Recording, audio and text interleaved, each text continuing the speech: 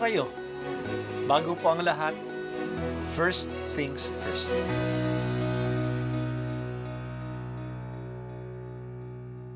Good morning po. Sinisimulan po natin ngayon ang first things first. At dito po, tinatalakay natin sa unang bahagi ng umaga natin ay ang first readings na binabasa po sa banal na misa. Ito pong tinatalakay natin kasi madalas po kasi marami na tayong alam tungkol sa gospel readings. Pero konti po ang nagsasalita sa first readings. Pero ang first readings, bahagi din po yan ng Biblia, ng banal na kasulatan. Kaya susubaybayan po natin ang mga first readings, basahin po natin at kuminsan kailangan ng basahin ng 2 o 3 beses bago maintindihan kasi hindi po tayo familiar sa mga istorya at sa mga kaisipan na tinatalakay dito. Ang pagbasa mula sa aklat ni Propeta Amos. Ito ang sabi ng Panginoon, nagkasalang paulit-ulit ang mga taga-Israel. Sila'y tiyak na parurusahan ko, sapagkat dahil sa suhol, pinarusahan nila ang mga walang sala at ipinagbiling alipin ang di makabayad, kahit sa halaga ng isang pares na sandalyas. Niyuyurakan nila ang mga walang kaya at ipinagtutulakan ang mahihirap.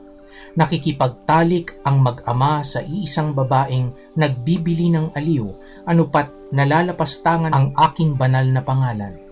Hinihinga nila sa tabi ng alinmang dambana ang balabal na sangla ng isang may utang. Sa templo ng kanilang Diyos ay nag-iinuman sila ng alak na binili ng salaping inagaw sa mga dukha. Nagawa pa nila ito sa akin matapos kong lipulin ang mga Amoreyo, mga taong sintatangkad ng punong sedro at sintitigas ng punong ensina na pinuksa kong lahat alang-alang sa kanila. Inilabas ko kayo mula sa Ehipto, pinatnubayan sa ilang sa loob ng 40 taon at ibinigay sa inyo ang lupain ng mga Amoreyo. Kaya pahihirapan ko kayo gaya ng kariton na di makalakad sa bigat ng dala. Hindi makatatakas ang matutuling tumakbo, manghihina pati ang matitipuno at di maliligtas ng mga kawal maging ang kanilang sarili. Walang tatamaan ang mga manunudla, di makaliligtas ang matuling tumakbo at di rin makatatakas ang mga nakakabayo. Ang pinakamatapang na mandirigma ay hubad na tatakas sa araw na iyon. Ang Panginoon ang nagsabi nito. Ang salita ng Diyos. Salamat sa Diyos. Si Amos ay isang propeta na pinadala ng Diyos sa kaharian ng Israel. Sa dalawang kaharian, ang kaharian ng Israel at ang kaharian ng Huda, ang kaharian ng Israel ang mas maunlad kasi mas malawak ang kanyang lupain, mas mataba ang lupa at mas marami ang mga mamamayan. Binubuo ito ng 10 tribo ng Israel. Maunlad nga ang kaharian, pero marami naman ang mga mahihirap at ang mga ito ay inaapi.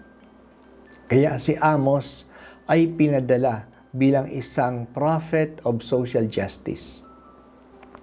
Pinanindigan niya ang katarungang panlipunan.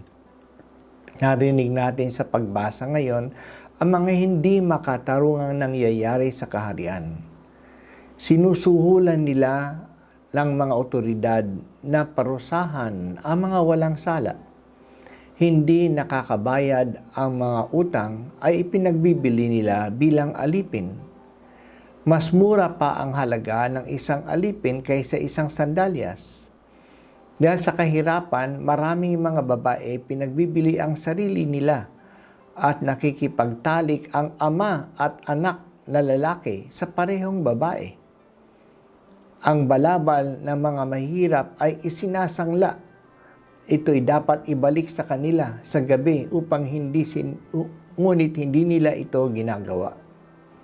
Sa halip na ibalik sa mahirap, hinihigaan nila ito sa dambana pa ng Diyos habang sinasamba nila ang Diyos. Nag-aalay sila ng inumin at umiinom ng alak sa templo na binibili mula sa mga pera na inagaw sa mga mahirap. Talagang inaapi at wala silang pagsasaalang-alang sa mahihirap. Pero kung iisipin, ang dami nilang mga biyaya na natanggap sa Diyos. Pinalaya sila mula sa Ehipto at ginabayan sila sa loob ng 40 taon sa disyerto. Tinanggal ng Diyos ang mga Amoreo na taga roon at ang isang lahing matapang at malalaki upang ibigay sa kanila ang lupain. Kaya dahil sa mga biyayang ito na hindi nila pinahahalagahan, dadating ang araw na mananagot sila. Parurusahan sila at wala sa kanila ang makatatakas. Kahit na ang mga matutulin na tumakbo ay dadakpin, ang malalakas ay matatalo ng mga kaaway, ni hindi sila maliligtas ng kanilang mga kabayo. May parusang dadating dahil sa kanilang pang-aapi. Ang layunin ng isang lipunan ay hindi lang dapat na maging maunlad. Dapat magbahaginan upang sama-sama ang lahat sa pag-unlad. Ito ang problema ng mga bansa ngayon. Ang sukatan ng kalaran ay ang GDP, Gross National Product. Mas marami ba ang produkto ng isang bansa?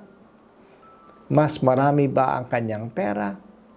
Ang kanyang mga export? Kahit na marami ang pera, tumataas ang GDP at GNP, marami rin ang kahirapan ng karamihan. Kasi ang pera ay nasa kamay lang ng mga mamamayan at ng mga politiko. Kulang sa sharing, kulang sa bahaginan. Kaya angkop ang mensahe ni Amos sa ating panahon din ngayon, na aapi ang mga mahihirap at napagsasamantalahan sila. Hindi tatagal ang lipunan ganito.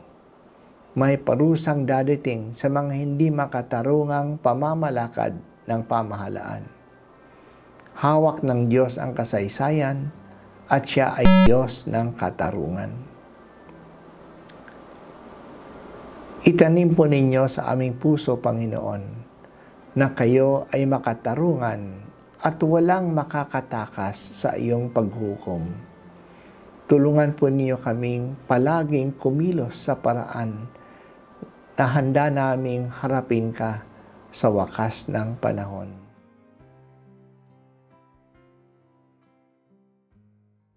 At ako po ay si Bishop Broderick Pabilio dito sa First Things First.